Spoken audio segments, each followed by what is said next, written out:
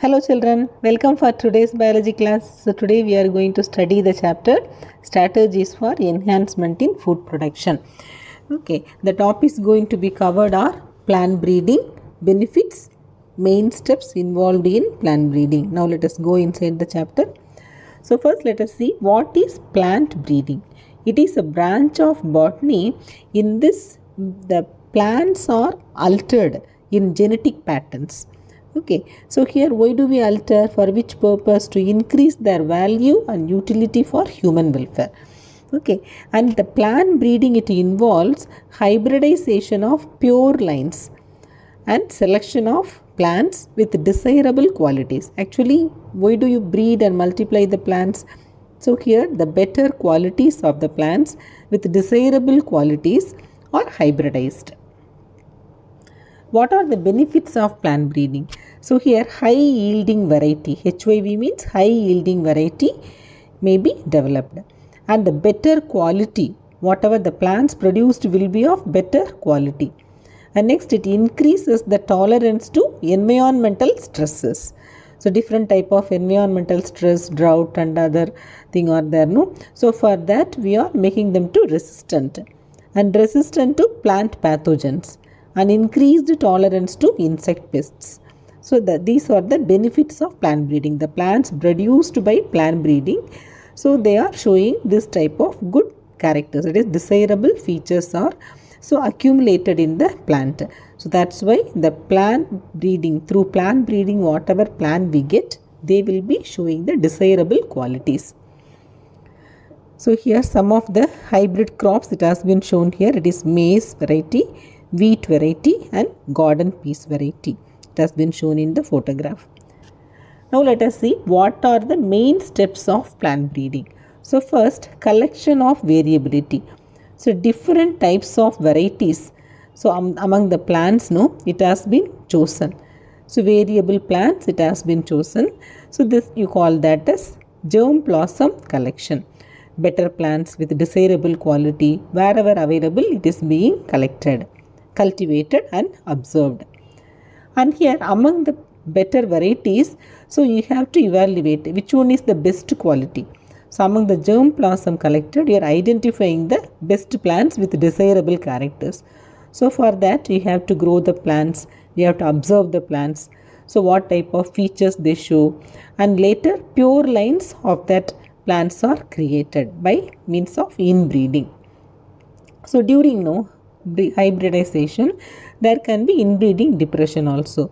So here what do you do? So in that the better varieties, the desirable characters, the plants with desirable characters are chosen.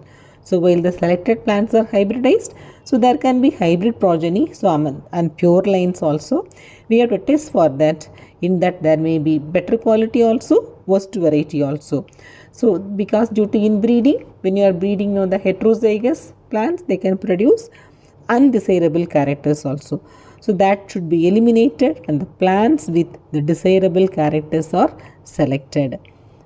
And later whatever the selected plants, the plants with desirable combination of characters, they are selected and it is being pollinated and the pure line of that particular plant is developed. So pure line means, so whenever you are breeding them, so they won't change their feature. They are self-pollinated for this purpose for several generations to reach the state of homozygosity, means pure line, that is produced by inbreeding.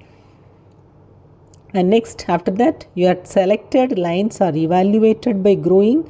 So whether they are showing high yield and whatever the agronomic traits you selected, they are showing or not, whether they are showing disease resistance, all are tested. How do you test that? By growing the plants. So after observing their performance under ideal conditions, means what are the ideal conditions? Proper irrigation, by giving proper fertilizers and other crop management practices properly. By doing that, it is being observed. Okay, so how is it observed? By growing in farmers' fields in several locations of the country, not in the same location, so different locations of the country, climatic zones. So okay, whether the plant is able to grow properly or not, like that it is observed in various areas. and later after evaluation, so then you are coming to the conclusion. So which variety is the best variety, or later by means of once again hybridization the new variety can be produced and it can be released after proper testing. So these are the different steps in plant breeding.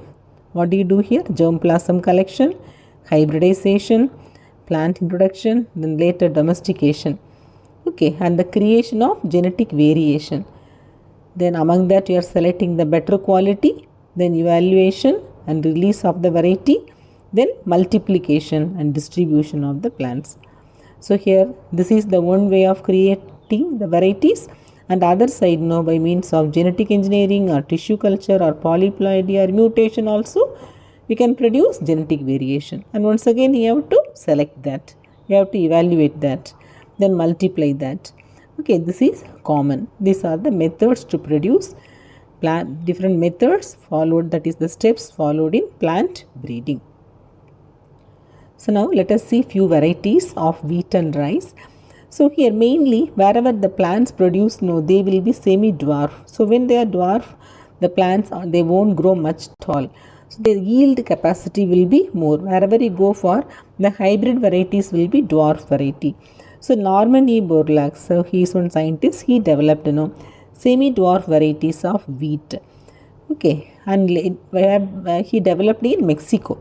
And later the semi-dwarf varieties of rice they were developed in India. So IR8 and Taichung native 1. So these are the semi-dwarf varieties of rice. And next, high yielding and disease resistant varieties of rice, wheat are Sonalika and Kalyan Sona. And next, high yielding semi-dwarf varieties of rice, it is Jaya and Ratna. This is also developed in India. And these two varieties also they were introduced all over India. These are wheat varieties and these two are rice varieties. Remember children, it can be asked in 1 mark questions or 2 mark questions. And next is sugar cane. This is also one more repeatedly asked 2 mark or 1 mark question.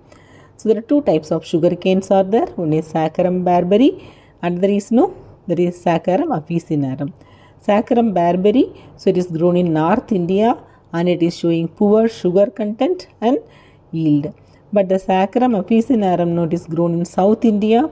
It has thick stems with higher sugar content, but it is not growing better in North India. It will grow only in South India. These two varieties were successfully crossed to get sugarcane varieties. They were showing high yield, thick stems, high sugar content, and they were showing the ability to grow in North India sugarcane belt also. Okay, so Saccharum barberi, it is North Indian variety. Saccharum officinarum is the South Indian variety. And later in hybrid varieties of maize, jowar, bajra also has been developed in India, and all the high yielding varieties now they are showing resistant to disease also and resistant to water stress also. Even the less water is there, then also this type of plants will grow, because that is a major problem faced in India, water scarcity and all. Okay children, so today we concluded up to this. We will meet in the next class. Thank you.